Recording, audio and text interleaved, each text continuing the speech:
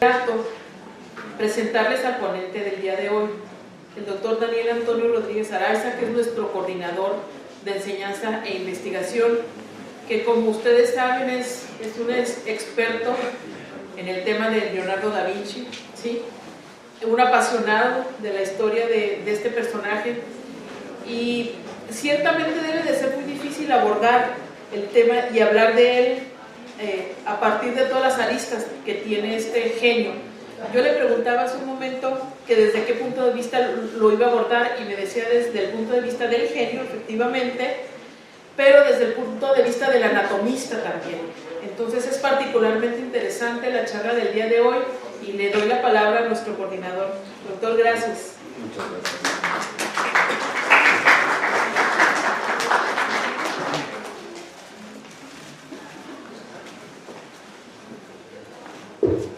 Bueno, muy buenos días tengan todos ustedes.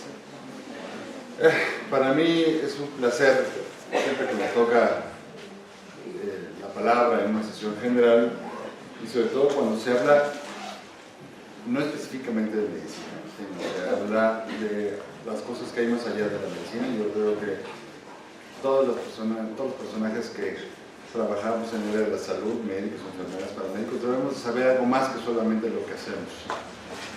Y tengo varias pasiones, quiero confesarlo. Tengo mi familia, que es a la que le dedico mucho tiempo, a mi trabajo como otorrinolaringólogo, a la cual también le dedico mucho tiempo, y fuera de estas dos cosas que me consumen, no me consumen, sino en las que reparto mi tiempo, está una de ellas es el Renacimiento, y en el Renacimiento básicamente Leonardo y Miguel Ángel ocupan gran parte de mi biblioteca, y los vampiros, que es el tema oscuro que tengo, que en algún momento se los platicaré.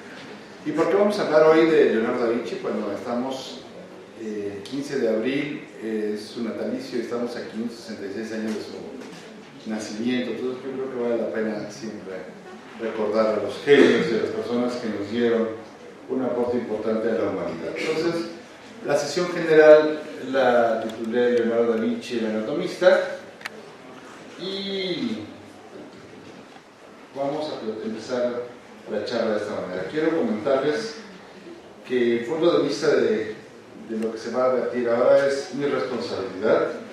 Entonces, por eso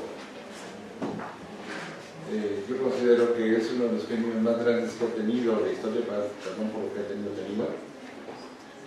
Y los siguientes 50 minutos, porque voy a dejar 10 minutos para las preguntas, vamos a hablar sobre básicamente la vida y obra.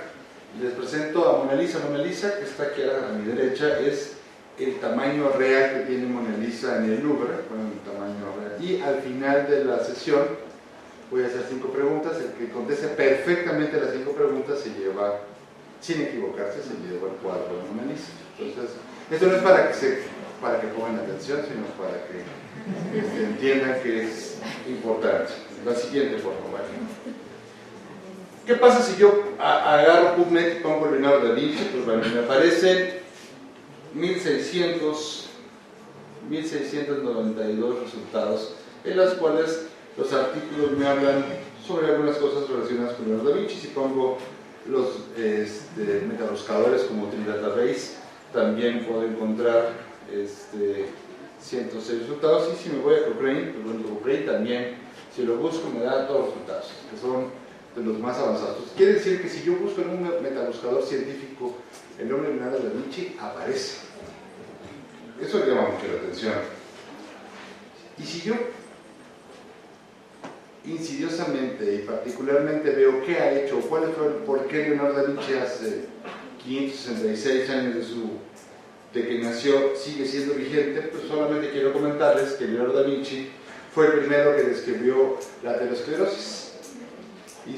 Él hacía disecciones de cadáveres cuando se morían los niños, hacía la revisión, y esperó a un anciano que tenía 100 años que falleciera. Cuando falleció hizo su autopsia y se vio que en las arterias tenía grasa. Y hizo la primera descripción sobre la aterosclerosis, y aquí vemos toda la parte de los vasos sanguíneos. Entonces, bueno, quiero decirles que es empezó como un anatomista, un anatomopatólogo, ¿no? Si viéramos aquí otro artículo que habla sobre la circulación pulmonar desde Imhotep, que fue el médico egipcio, hasta William Harvey, en la parte que le corresponde a Leonardo da Vinci, tenían varios conflictos, porque Galeno había puesto el paradigma de cómo era la anatomía.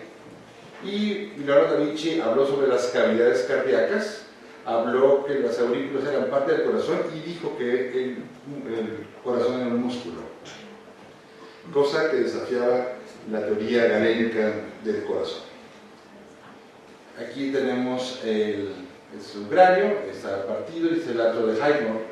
Highmore lo describió 200 años después de que Leonardo da Vinci hizo la descripción de qué estaba pasando dentro del cráneo y habló del seno maxilar, del seno etmoidal, y bueno, no se le da la atribución como tal, pero bueno, así sucedió.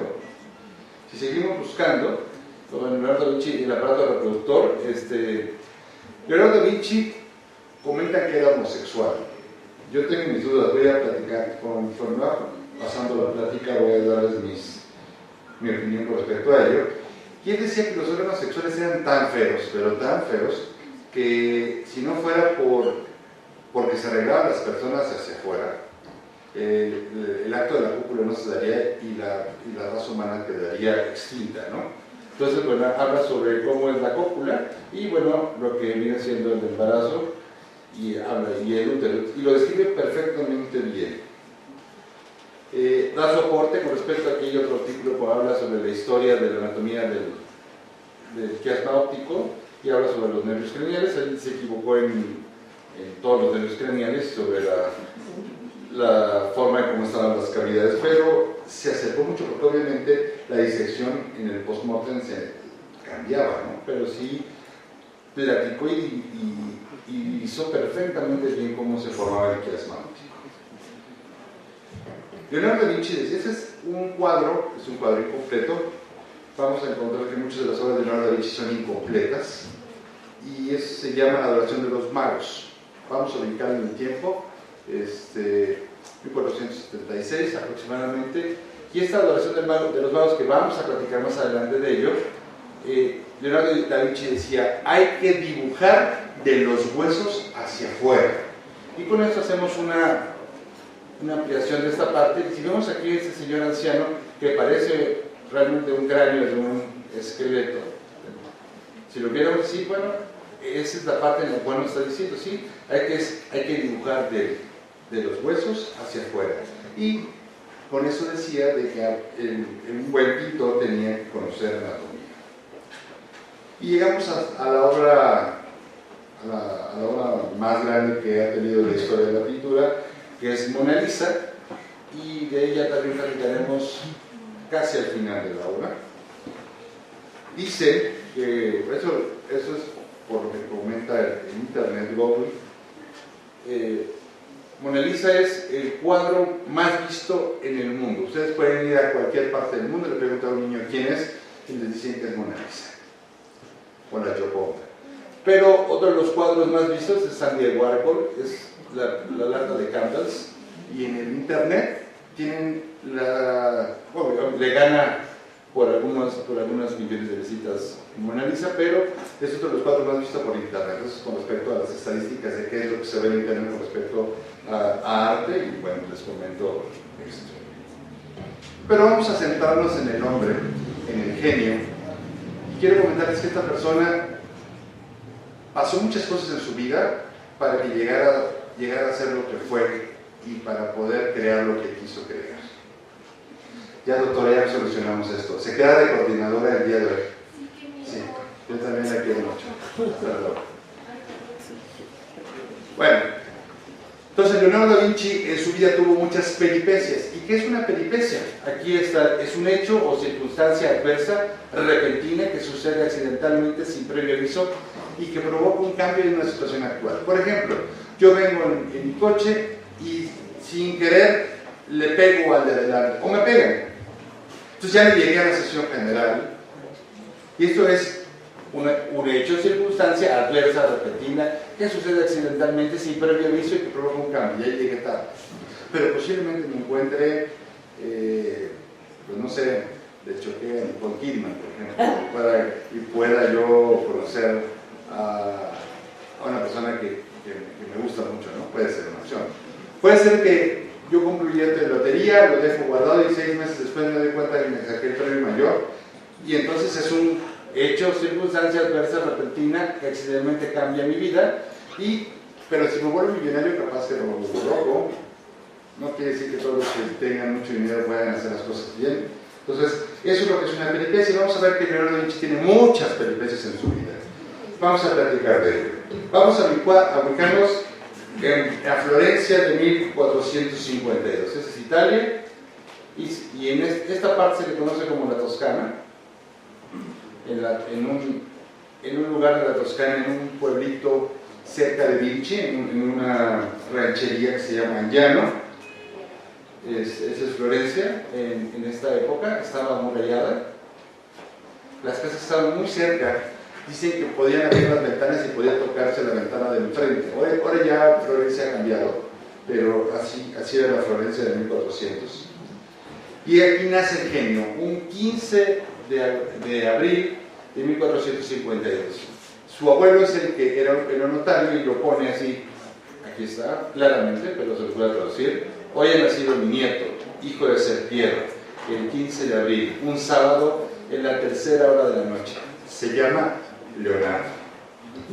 Quiero comentarles que cuando me puse a ver cuál es la 3:00 hora de la noche, ¿cómo es eso? No entendía yo a qué hora había nacido Leonardo da Vinci, pero quiero decirles que Italia era muy religiosa, y se rezaba el rosario, y dependiendo del horario, pues bueno, la 3:00 hora de la noche correspondería, aquí está, entre las 8 de la noche y las 9 de la noche. Entre esta hora nació Leonardo da Vinci, ese 15 de abril de 1452.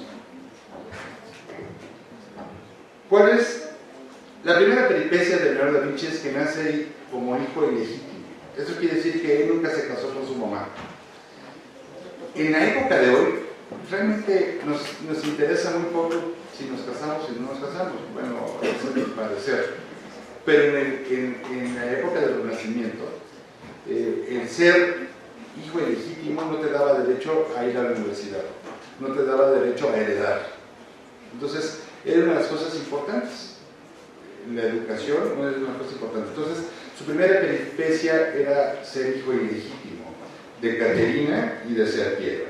La segunda peripecia que tiene Leonardo es que su biógrafo, que es Giorgio Vasari, empieza a escribir de él de entre 40 y 50 años después de su muerte. Si entre una semana y otra, cuando nos platicamos algo, se puede distorsionar, imagínense 40 años después. Bueno, vamos a ubicarnos. Ahí está Italia, está Roma, aquí está Florencia. En Florencia, cerca de Florencia, tendría que tomar un tren para ir a Empoli, y de Empoli toman un camioncito para llegar a Vichy, y de Vichy tienen que tomar un taxi para llegar a Angiano, que está aquí. Porque yo la primera vez que fui a conocer, pues llegué a Vichy, y hay una cosa que dice Museo de Leonardo da Vinci. Todos sus bosquejos de inventos estaban en ese turno de tarde, todo el día en ese museo. Y a la vista de un restaurante, y en el restaurante, cuando estábamos ya comiendo, le dije: acabo de cumplir mi sueño dorado, conocer la casa de Leonardo da Vinci y dónde pisó, dónde nació. Y se me queda viendo el restaurante, pero dice: es que aquí no nació Leonardo da Vinci. Pero es Leonardo da Vinci, es el museo de Leonardo da Vinci, el restaurante se llama Leonardo da Vinci. Sí, pero Leonardo no nació aquí, nació en una ranchería que está más adelante, como 5 kilómetros de aquí. ¿Qué? ¿En serio? Y el problema es que mi vuelo, yo ya no podía quedar más tiempo. Entonces tuve que regresar al año siguiente para conocer Angiano. Y ese es Angiano, esta es la casa. Aquí nació Leonardo da Vinci. Entonces, hace muchos kilos antes, pero ahí está la muestra que sí estaba. Y bueno, para poder ir a la casa natal de Leonardo da Vinci hay que buscar en internet que esté realmente abierto y esté en posibilidades de que puedan ir a visitarlo, porque es un viaje bastante largo como para que no lo puedan lograr. Como les estaba comentando, Leonardo da Vinci es hijo de Caterina, que era hijo de un campesino, y Serpiero, que era hijo de Antonio, y era un notario notable. Cada uno se casó, pero se casó con alguien de su alcurnia. Caterina se casó con un panadero de otra ranchería, y Piero se casó con gente de la nobleza en Florencia. Leonardo tuvo, por parte de Caterina, 5 hermanos, y fue hijo único hasta los 25 años por parte de su padre, porque morían sus hermanos al nacer. Y hasta los 25 años ya pudo tener su primer hermano por parte de su padre. Entonces, pues bueno, esta unión, que realmente es esta unión ilegítima, pues hace que Leonardo da Vinci no pueda tener acceso a la universidad. Dice que él quería ser médico, pero no podía hacerlo. Entonces, gracias a ello, que fue un hijo ilegítimo, Leonardo da Vinci pudo tomar el pincel y podemos conocer su obra como la conocemos el día de hoy. Tiene muchas características de Leonardo da Vinci, sí. Escribía al revés, escribía exactamente al revés. Y les quiero comentar, no puse el artículo, pero bueno, hay algunos pacientes que tienen este tipo de cuestiones, que pueden escribir en espejo, escriben al revés. Para los pacientes disléxicos, sobre algunos pacientes con alteraciones neurológicas que se pueden presentar. Entonces, no creo que Leonardo da Vinci tenga un problema de eso, pero los que saben o los que les gusta esta parte de la ciencia ficción dicen que encriptaba mensajes que él tenía para que no lo conocieran los demás. Entonces era una forma que sus enemigos o las personas que él no quería que supieran que él estaba escribiendo no se dieran cuenta de lo que pasaba. Él estaba obsesionado con el vuelo de las aves. Él quería que el ser humano volara. También era vegetariano.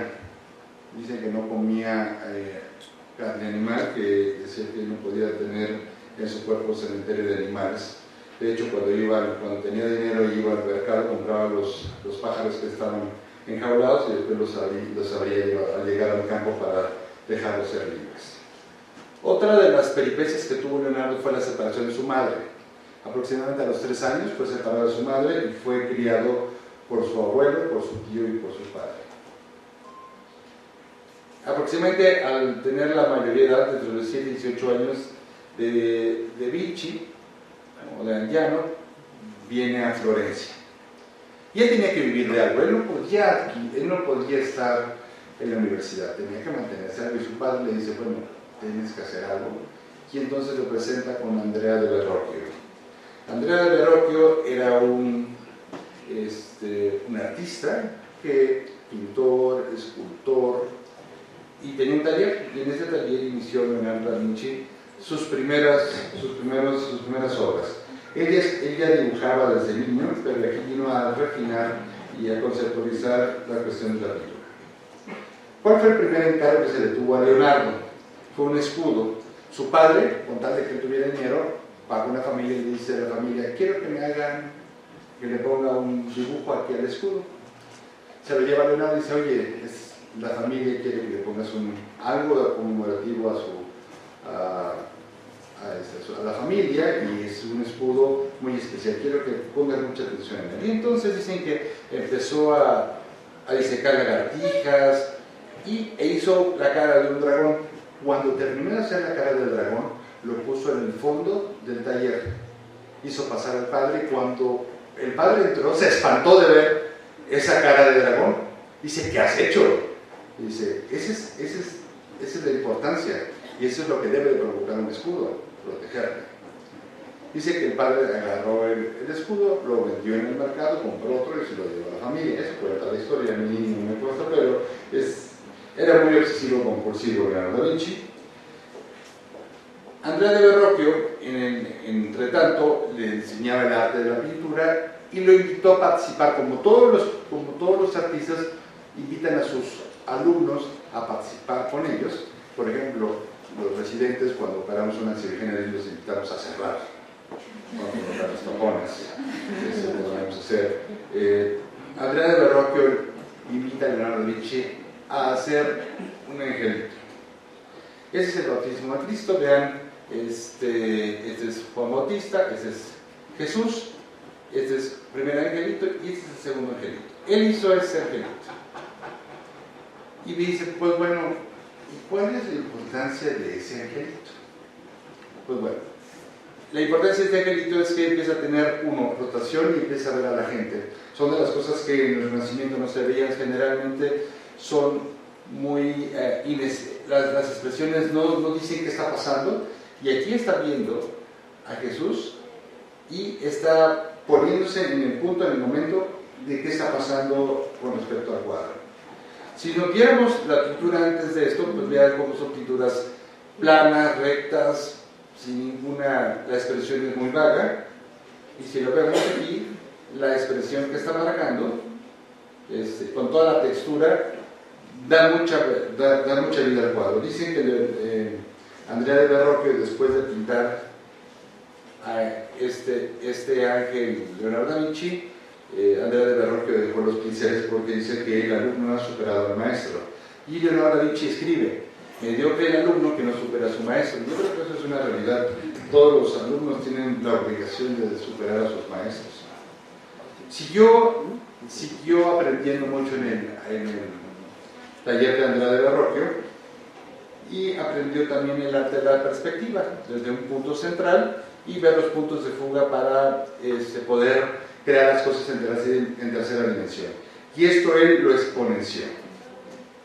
Aquí vemos los puntos de fuga, y esta es la anunciación, Frangélico.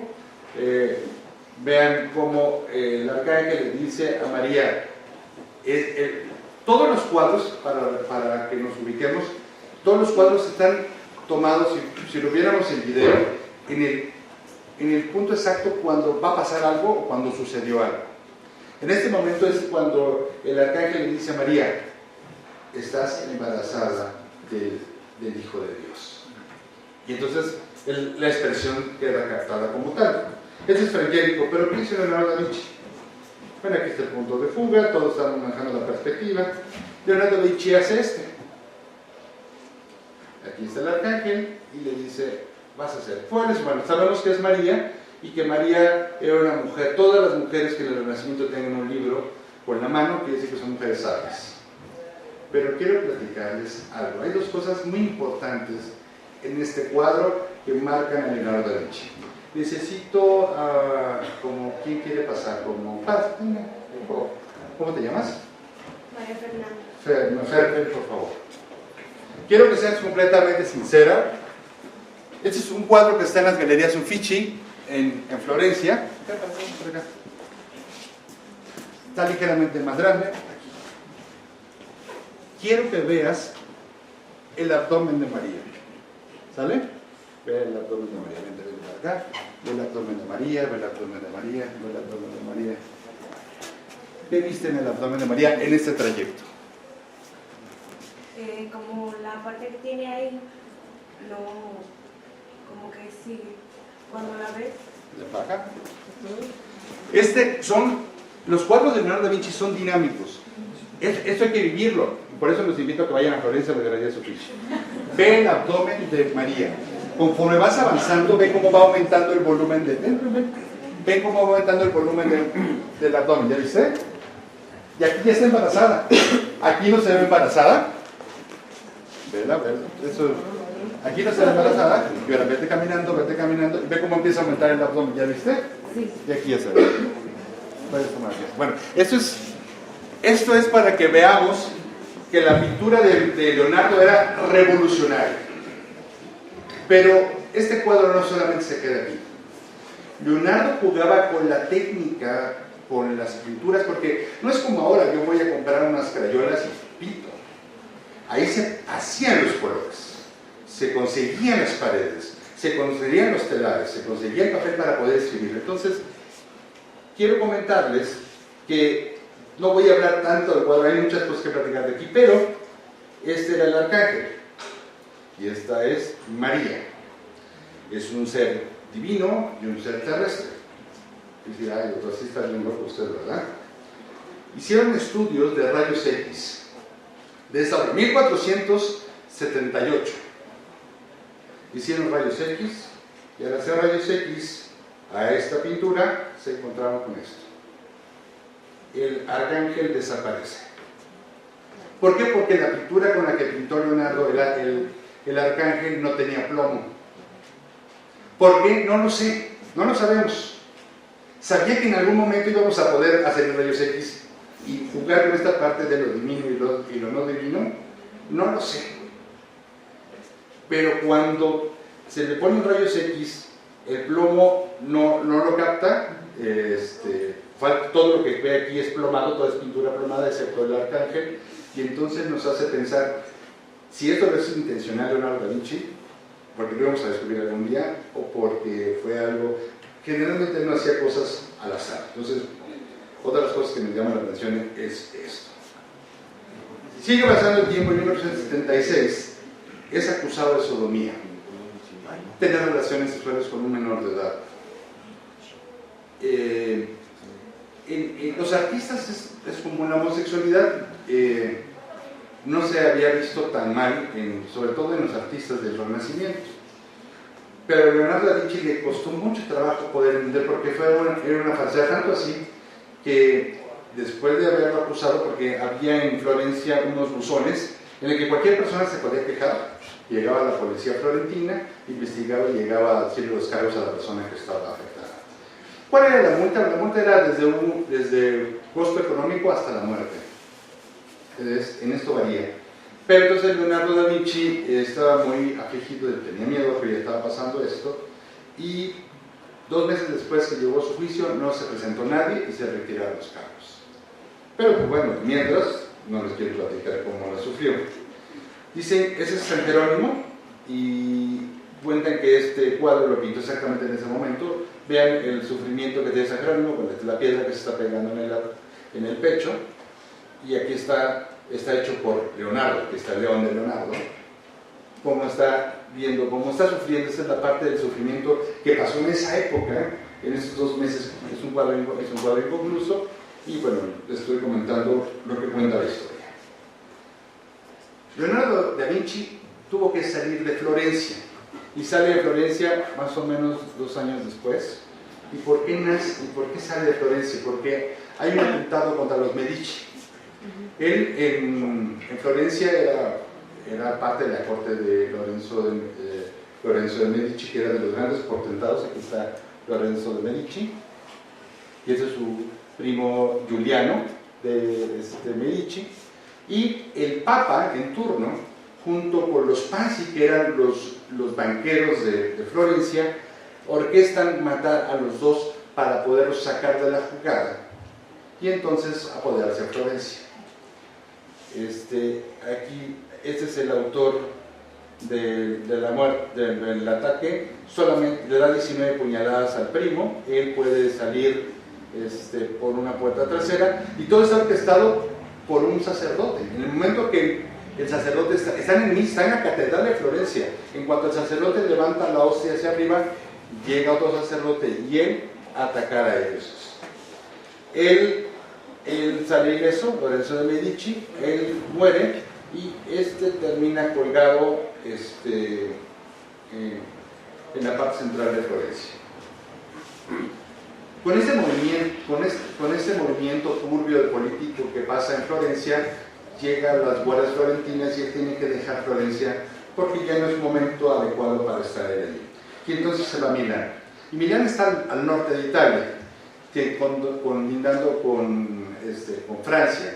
Y entonces todos los lugares que tengan territorio colindantes con otros países generalmente se encuentran en guerra, porque el que cede parte de su territorio. Entonces era un lugar que en el mercado se vendían armas, era muy común que tuvieran armas. Aquí está Ludovico Sforza, y Ludovico Sforza atrae a Leonardo da Vinci.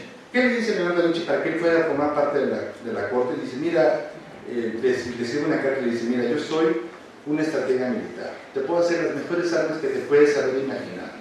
Le entrego unos bocetos, y ya después de que te dice todo, yo voy a pensar, y aparte de todo puedo hacer arte para ti. Lo contrata, se queda dentro de vive aquí 17 años en Milán, y le hace los diseños pues más militares posibles. Había puentes para cruzar ríos. Inspirado en los caparazones de las tortugas, hace el primer tanque.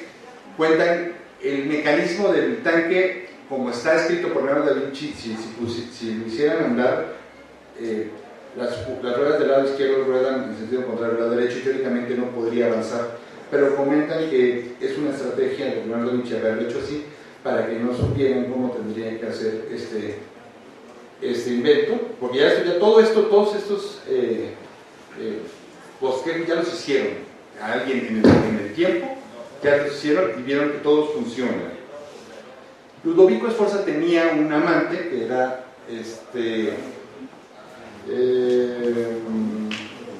Cecilia, se me olvidó el apellido italiano, pero su amante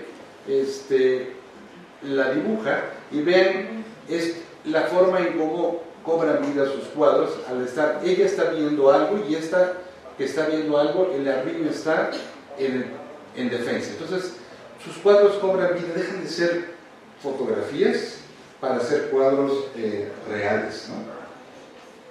Quiero comentarles que dentro de la corte de Ludovico Sforza, él era un estratega militar, también hacía comida, hacía grandes banquetes, hacía grandes luminarias, y Leonardo da Vinci también escribía con respecto a cocina. Hay un libro que se llama Las notas de cocina de Leonardo da Vinci, notas curiosas. Antes, cuando había un gran banquete, agarraban a los conejos, los amarraban a las sillas y comían, y después de comer agarraban a los conejos, se limpiaban y seguían comiendo. Yo quiero imaginarme que después los lavaban y los utilizaban. Quiero pensar. Leonardo da Vinci, pensando en esto, inventó la servilleta y puso un pedazo de tela al lado de esta para que pudiera limpiarse. Bueno, otra de las peripecias que pasa Leonardo, como era uno de los consentidos de Ludovico Sforza, tenía varios enemigos. Y un día, antes de pedir la mano de Cecilia, le pide que haga un banquete para 300 personas. Y hace el banquete para 300 personas, lo deja una tarde listo y se va a su casa. Y entonces algunos enemigos deja abierto y pasan animales como gatos, perros, y se acaban todo lo que tenían. Y entonces el banquete queda hecho un desastre. Ludovico entiende que le hicieron una mala jugada, pero a Leonardo da Vinci no le gusta este tipo de cosas, este tipo de cosas no le gusta a Leonardo da Vinci, y cae en depresión. Entonces, deja de servir a la corte como tal. Ludovico Sforza le dice: no te preocupes, vamos a seguir viendo y te voy a dar otras encomiendas. Y en ello empezó a ver el vuelo de los pájaros, sobre todo también el vuelo de los murciélagos. Vamos a ver aquí varios bosquejos con respecto a ello, porque él quería que el hombre volara.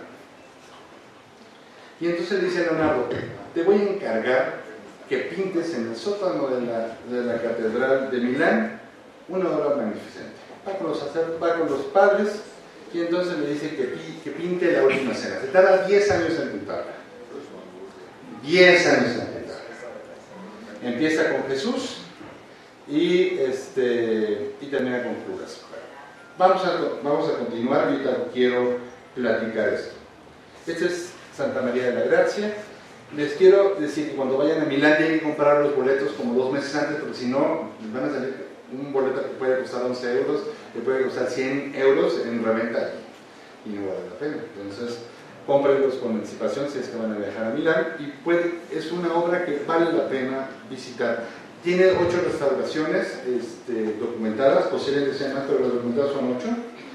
¿Y en qué momento se pinta el cuadro? Así como les estaba comentando, ¿en qué momento pinta el cuadro?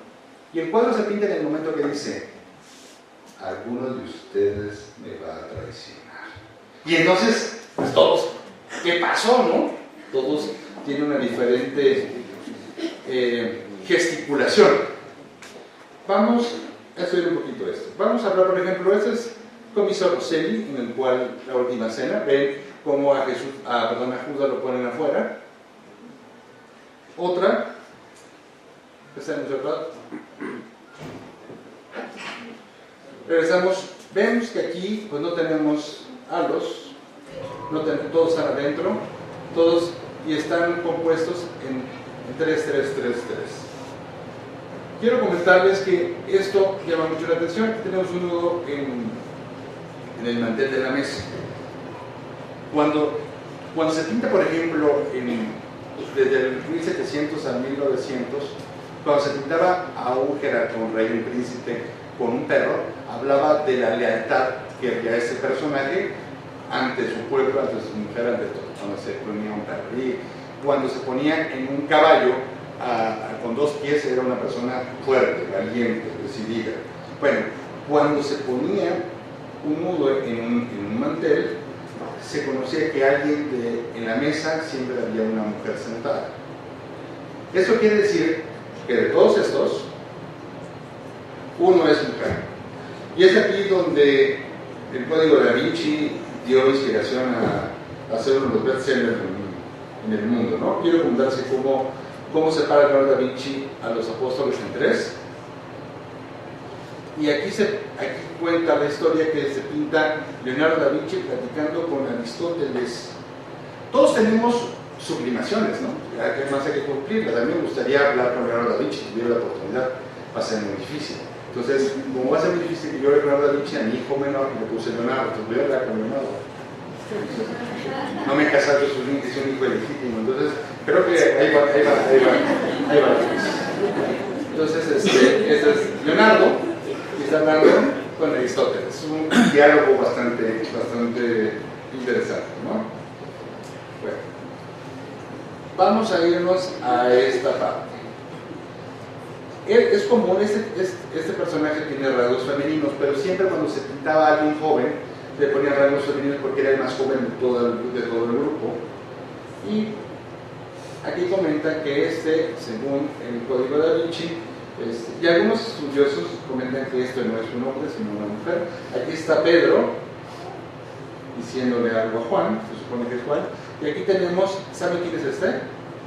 Este es Tomás. ¿Se acuerdan de Hasta no ver, no creer? Dicen que Tomás era el hermano gemelo de Jesús. Y que entonces Jesús nunca resucitó, sino que se presentó a la morada, fue Tomás. Eso es lo que dicen, a mí no me cuesta, pero aquí pone exactamente como su gemelo al famoso Tomás. Y todos están perplejos de qué dice el maestro, ¿por qué? ¿Qué está pasando? ¿No? ¿Quién lo va a traicionar? Aquí está Tomás. Aquí está Tomás, aquí está Jesús. Bueno, vamos a encontrar que aquí tenemos a Jesús, aquí tenemos lo que se conoce, o quien piensa que es María Magdalena, vemos que es un color rojo una blusa roja con una manta azul, y es lo contrario, la manta, el blusón azul con la manta roja, lo contrario es como el yin yang, como la contraparte de esto, y por eso todavía aseguran que esto sí es una mujer. Aquí está mejor visto, es lo que se ha conseguido. Aquí está la M que se forma porque es la M de mamá, y mamá es el doble de María Magdalena, es lo que cuenta, a mí no me da mucho caso. ¿Y dónde está el cáliz aquí? Si no hay cáliz, es lo que dice Tomás de mí. Aquí está el cáliz, este es el cáliz, y el cáliz es este bebé que está aquí, vean la cabeza del bebé y cómo está envuelto. Y si hacemos la transposición de esta imagen, si la ponemos aquí, vean cómo está. Si transponemos a María, a Jesús, perdón, a María Magdalena, a Jesús y a Emilio, vean, cobra más sentido todo el cuadro, pero son especulaciones, solamente les digo lo que he leído con respecto a esto. Pero regresándolos a Milán, aparte de haber hecho la última cena, Ludovico Sforza lo llamó porque quería que hiciera la figura de un caballo hecho en bronce para conmemorar la memoria de su padre. Así hubiera quedado el caballo de Leonardo. Desgraciadamente, él hizo este mismo en arcilla. El programa se entraron en guerra Milán con Francia y tuvieron que todo el cobre, todo el acero y el cobre que tenían pensado para hacer esto, lo tuvieron que ocupar para hacer cañones y para hacer balas, y por lo tanto no pudo concretarse eso, pero alguien años después hizo cómo hubiera quedado el caballo de Leonardo da Vinci. Entonces se ocupó para los cañones porque entró en guerra Milán, y triste, decepcionado, regresó a Florencia. Y en Florencia le encargan la adoración de los magos. Y ustedes van a decir, bueno, es una obra inconclusa, otra obra inconclusa que tiene Leonardo da Vinci. Quiero comentarles que aquí está la perspectiva, ven cómo tiene los puntos de fuga. Habíamos platicado que se pinta del cráneo, de los huesos hacia afuera, pero la forma del triángulo, la forma de la perspectiva hizo el cambio en la forma de cómo se pintaba en el Renacimiento. Aquí están los bosquejos previos, para que vean todo el trabajo que hizo Leonardo da Vinci antes de terminar la obra como quedó. Actualmente está en la Galería Uffizi. Uno de sus grandes acérrimos enemigos es Miguel Ángel Buonarroti. Si llevan 25 años de diferencia, él es 25 años mayor que él, pero él era un genio también, un genio para la escultura más que para la pintura. Lo pusieron a pintar y pintó muy bien. No vamos a explicar, dicen que hay muchas historias con respecto a sus rivalidades. Dicen que iban caminando por Florencia y le preguntan a Leonardo, oye, ¿y si tendrías que pintar al diablo? ¿Cómo lo pintarías? Entonces va caminando Miguel Ángel y dice, como él les podrá decir, y entonces se enojaron mucho, ¿no? Los pusieron a pintar la batalla de Algeri cerca del Duomo, y los dos desistieron, dejaron el trabajo inconcluso. Y en esto él se fue a Venecia, y en Venecia al duque le propone hacer un traje de buzo. El primer traje de buzo lo diseñó Leonardo da Vinci, y esto era para poder combatir cuando quisieran entrar a sus castillos o sus fortalezas, poderse defender desde el subterráneo. Y es en esta época cuando hace la Virgen de las Rocas. La Virgen de las Rocas, el cuadro original, hay dos versiones del cuadro de la Virgen de las Rocas, uno que está en el Louvre, que es el que está en el Louvre, y otro que está en el Rijksmuseum en Londres. Vean cómo Jesús, ese es Juan Bautista, y cómo está pues dirigiéndose de una manera muy cortés a Juan Bautista. Es algo muy, lo pone en un ambiente muy lúgubre, estalactitas, muy húmedo, y esta esfinge, porque parece una esfinge, no parece no parece un ángel. Vean cómo está el cuerpo, como si tuviera piernas raras. Entonces llama la atención entre su conocimiento místico y su conocimiento religioso. Y esa es la Virgen de la Roca que está en Londres. Aquí ya cambia un poco la composición. Muchos cuentan que esta la pintó Leonardo y esta la pintó uno de sus alumnos. A veces se pintaban al mismo tiempo y él le daba ciertos retoques. Posteriormente deja Venecia y se va a Roma, y en Roma se vuelve asesor del Papa y trabaja con César Borgia. César Borgia también le vendió la idea de que iba a ser una estrategia militar. Él era muy violento, aparte de... Y pues estuvo trabajando con él porque necesitaba una escena, necesitaba alguien que lo mantuviera, que le dé la oportunidad de crear lo que él estaba pensando. El problema con César Borgia es que César Borgia mata a uno de los grandes amigos de Leonardo, y entonces es cuando él deja de ayudar a César Borgia y se regresa a Milán. Y en Milán, en esta época,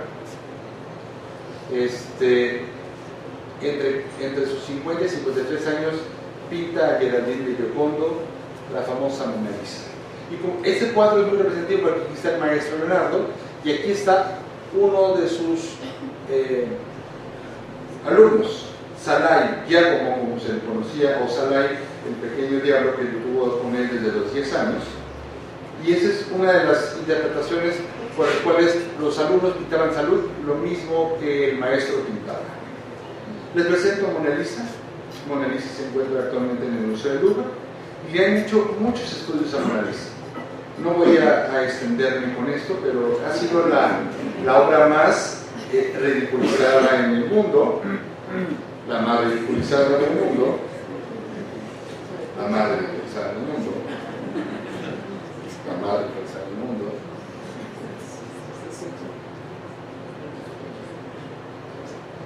La más ridiculizada del mundo.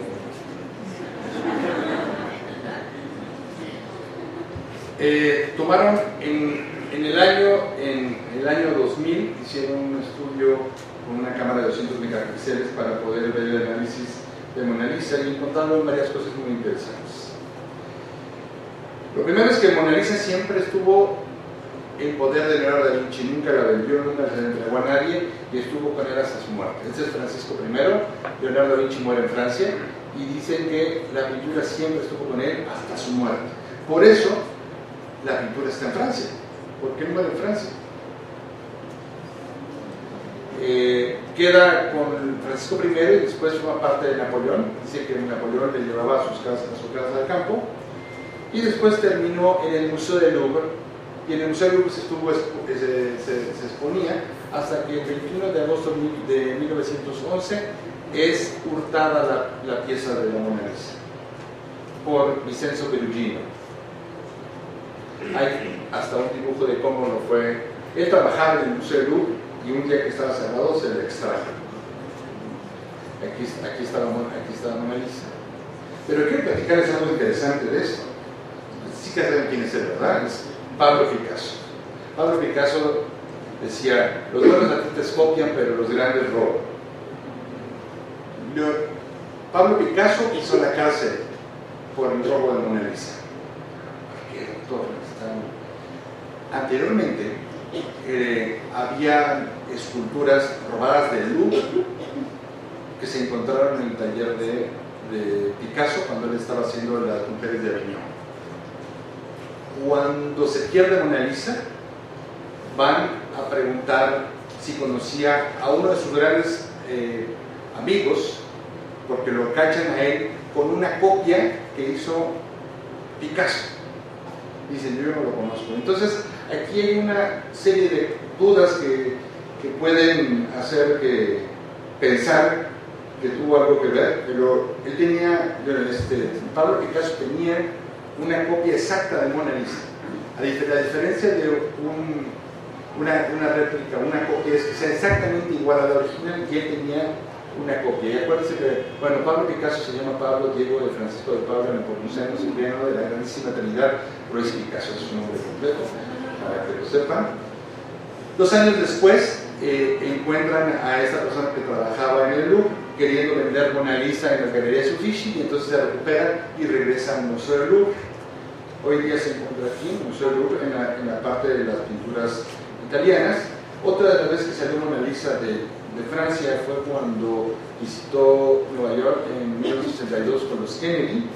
Hubo una presentación, es la segunda vez que ha salido Mona Lisa, y ahora es día con permiso, y actualmente se encuentra en pinturas italianas del Museo del Louvre. Está cubierto con un cristal antibalas, con antirreflejos, porque antes de que tuviera esto, una mujer le aventó una taza de té, de gente muy loca, y ese es el tamaño real. Aquí está el tamaño real de Mona Lisa. Cuando ustedes lo ven la primera vez, yo la primera vez que vi a Mona Lisa casi se me sale la lagrimita, me puse a temblar, estuve 1 hora mirándola, y cuando mi hijo, cuando tenía 11 años, lo llevé a ver, dice, esa es Mona Lisa, tanto tiempo y tanta cola para ir a verlo así, hijo, ten cuidado, porque si hubiera vivido yo 500 años hubiera podido verse de tu madre, pero no. Entonces, les presento a Mona Lisa.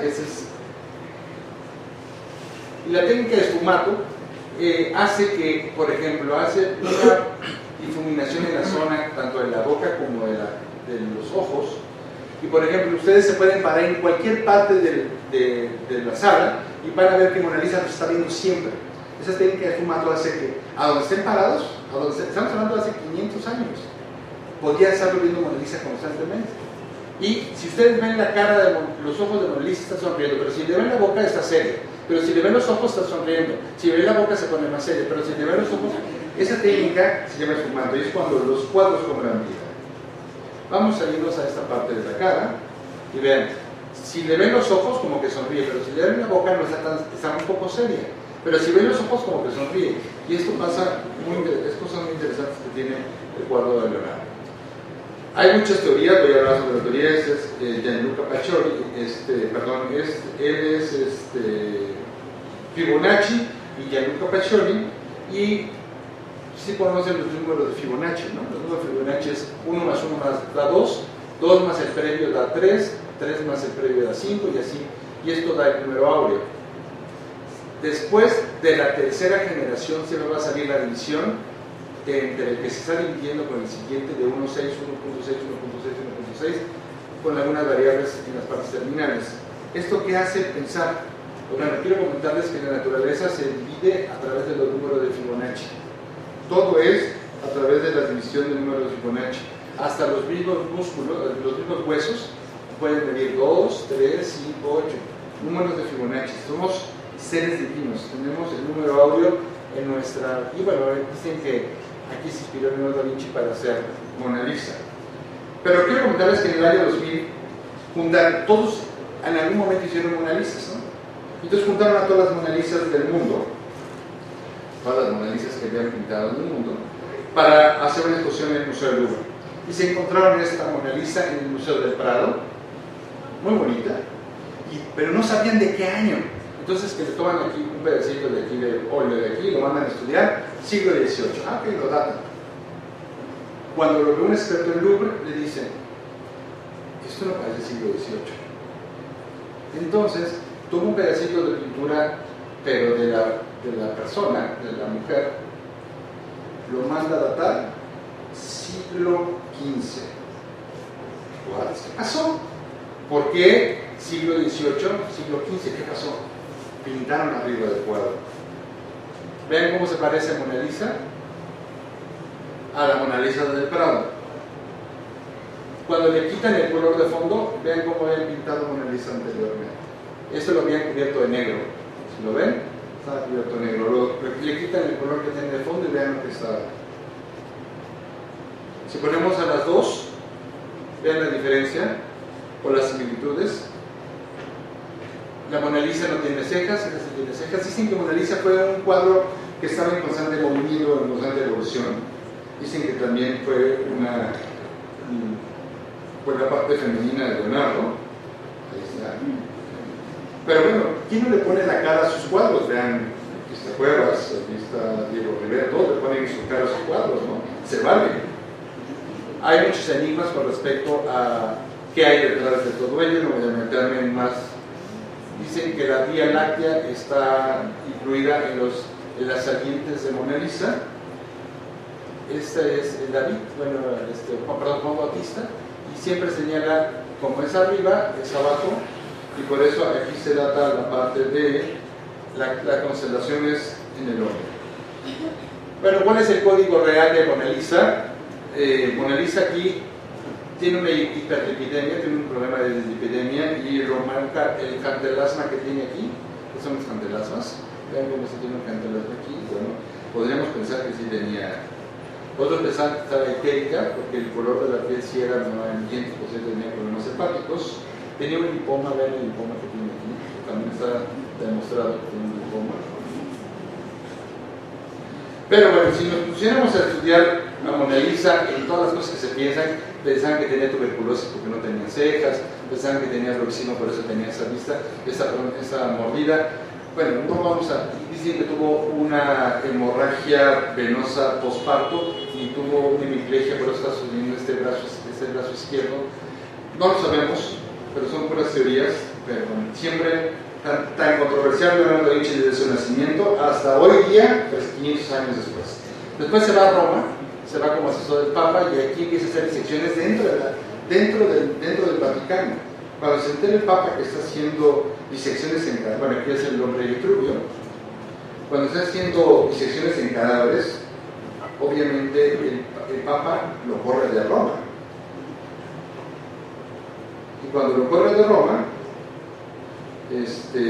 dicen muchos que era por la cuestión de que hacía disecciones en el Vaticano, pero otros decían porque formaba parte del priorato de Siena, que es esa parte de cuáles son los descendientes de Jesús, o de toda esa parte del conocimiento que se tiene con respecto a él.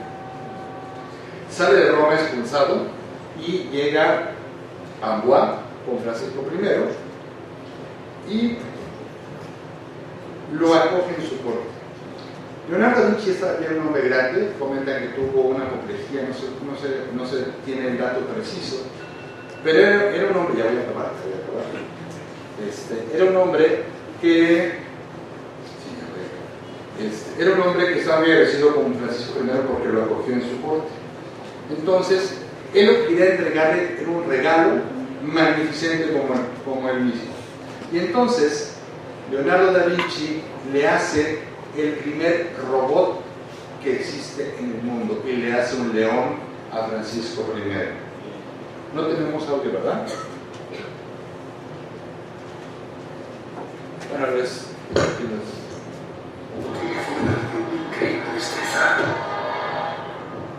Por los datos que tenemos del león de Leonardo, sabemos que se desplazaba por el suelo autoalimentado.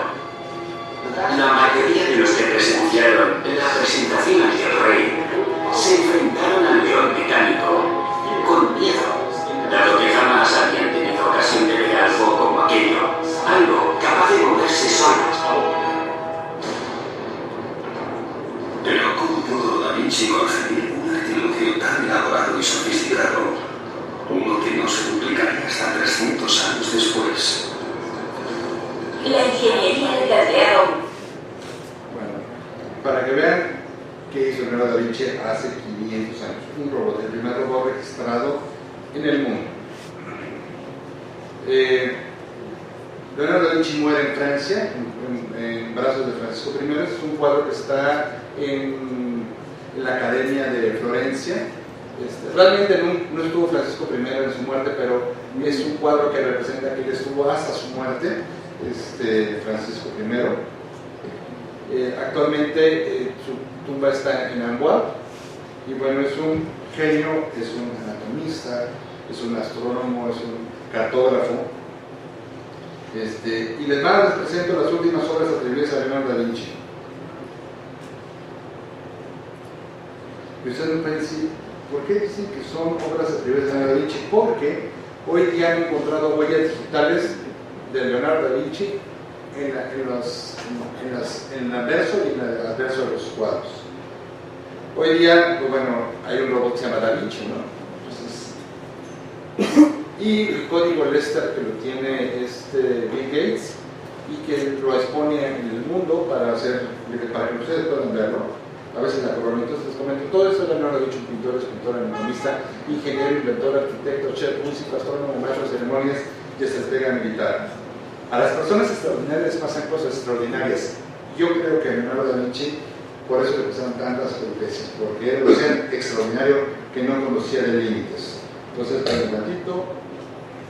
Chao, amigos. Agradezco su atención a esta charla. Aún se cuentan con algunos minutos. Pregúntenle al doctor Daniel Antonio Rodríguez Araiza si tienen dudas o quieren comentar algo. Nos vemos en el Louvre. Y ahora, como diría la canción, vamos a cortar por este tiempo y les voy a hacer 5 preguntas. Que conteste las 5 preguntas sin equivocación. Ojo, 5 preguntas. A ver, contando. La doctora levanta la mano y contesta 3 buenas y la cuarta mano pierde su oportunidad y va al siguiente.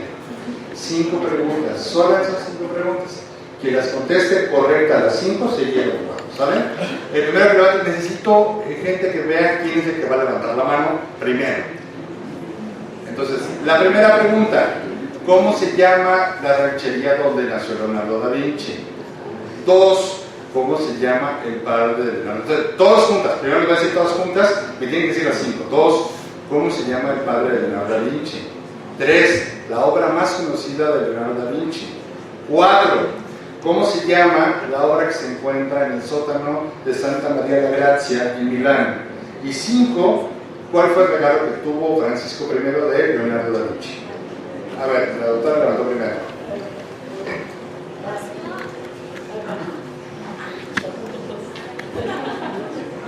A ver, medicina interna hace su participación. En Angiano, muy bien. Su padre se llamaba Doppler. Que pase el siguiente, era ser Piero. Ya levantó la mano la señorita, va. Sí, tiene que ser sin equivocaciones, porque para eso es. A ver, la primera. En Angiano. 2. Ser Piero.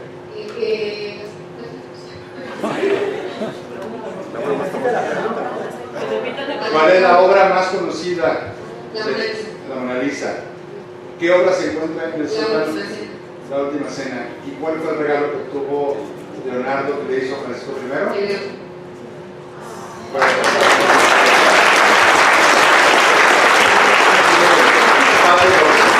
Agradezco su atención. Cada vez que tengamos alguna sesión clínica tenemos que hacer este tipo de comunicación y muchas gracias por su presencia. Nos vemos en 8 días.